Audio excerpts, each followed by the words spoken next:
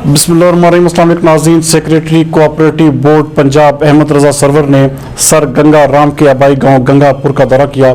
हमारे नुमाइंदा खसूसी इब्रार हुसैन के मुताबिक इस मौके पर उनका कहना था कि सकाफती विरसा घोड़ा ट्रेन को फाल करने के लिए इलाका मकीनों के साथ मिलकर इसको मुकम्मल बहाल करने की कोशिश करेंगे। सेक्रेटरी कोऑपरेटिव ने सोसाइटी के मेंबरान राव मुनव्वर राव सईद से भी मुलाकात की। इस मौके पर कोऑपरेटिव फार्मिंग सोसाइटी के इलेक्शन करवाने की हिदायत देते हुए उन्होंने इसे मुकम्मल तौर पर फाल करने के अपने अज़म का इजहार किया।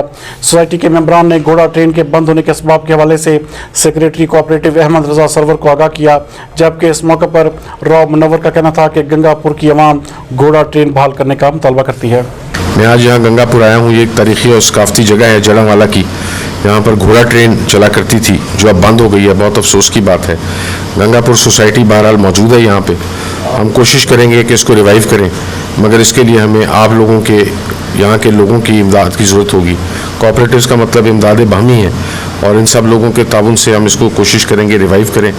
मैं फिर दोबारा भी दौरा करूँगा और इसका कोई प्लान बना के उसके मुताबिक हम चलेंगे ताकि इसको हम सस्टेनेबल रख सकें और ये चलती रहे। जी, आज सेक्रेटरी कोऑपरेटिव ने दौरा किया और इंतहाई कामयाब दौरा। उन्होंने बड़ी खंदा पेशानी से सब जो पब्लिक थी उन सब की बातें सुनी और उनको जवाब दिए और बहुत दिलचस्पी ली जो हमारा ये वर्षा है घोड़ा ट्राली का उसमें। और सोसाइटी को दोबारा फ़ाल करने के लिए ये हमारे AR साहब साथ खड़े हैं। इन्होंने भी बहुत कोशिश की, बहुत ख्वाहिश है इनकी कि दोबारा सिस्टम जो है ना बहाल हो जाए, तो इंशाल्लाह कामयाबी होगी इंशाल्लाह।